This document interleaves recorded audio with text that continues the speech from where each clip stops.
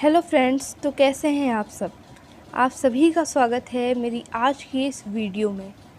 तो आज हम डिस्कस करेंगे सूरदास जी का जीवन परिचय, जो कि क्लास 10th के यूपी बोर्ड एग्ज़ाम में पूछा जाता है।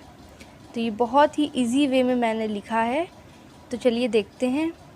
तो पहले एक बॉक्स बना लेंगे, उसमें जन्म एवं मृत्यु सन, जन्म स्थान, पिता का नाम, गुरु का नाम, भक्ति, किस भक्ति शाखा के कवि हैं, प्रमुख रचनाएं।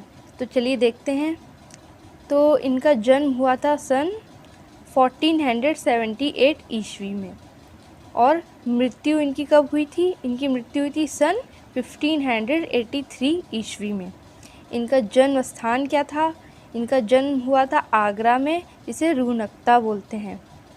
पिता का नाम पंडित रामदास। ये अगर आप नहीं लिखेंगे तो चल जाएगा, इतना इम्पॉर्टेंट है, पंडित रामदास। गुरु का नाम आचार्य वल्लभाचार्य। और ये किस भक्ति के कवि हैं? ये कृष्ण भक्ति शाखा के कवि हैं। किस रस के ये सम्राट माने जाते हैं? ये श्रृंगार रस के और वात्सल्य रस के सम्राट माने जाते हैं। प्रमुख रचनाएं इनकी कौन कौन सी हैं?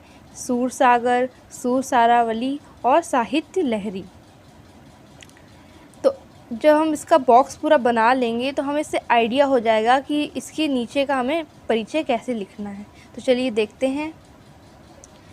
सूरदास जी का जन्म सन 1478 ईस्वी में आगरा मथुरा के जाने वाले मार्ग पर स्थित रूहनक्ता नामक गांव में हुआ था।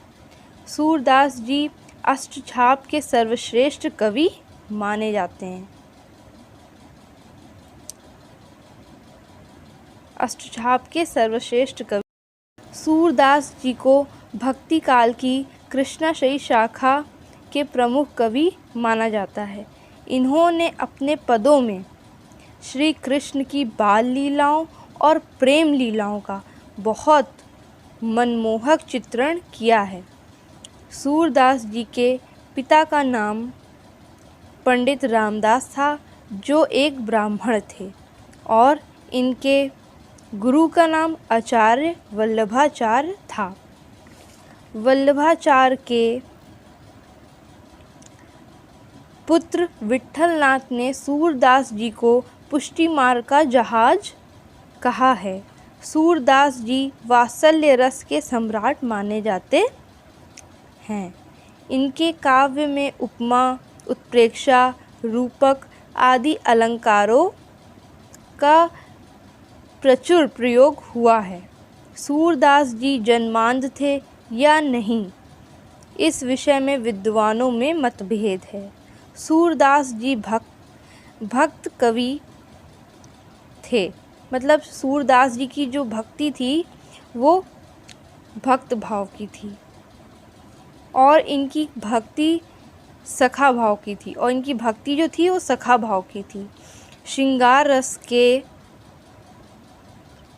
रस के ये अप्रियतम कवि हैं। सूरदास जी की मृत्यु सन 1583 ईस्वी में हो गई थी। तो अब रचनाएं देखते हैं। रचनाएं सूरदास जी की हैं। सूरदास जी की प्रमुख रचनाएं निम्नलिखित हैं। सूरसागर, सूरसारावली, साहित्य लहरी। तो सबसे पहले सूरसागर में क्या लिखेंगे?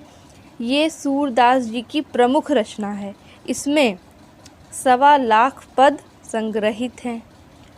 सूरसारावली, इसमें 1107 छंद संग्रहित हैं। अब साहित्य लहरी, इसमें 118 पदों का संग्रह है। अब सबसे लास्ट में अगर आप समालोचना लिखेंगे तो ये पूरा कंप्लीट हो जाएगा, तो इसमें आपको फुल मार्क्स मिल सकते हैं। तो समालोचना देखते हैं।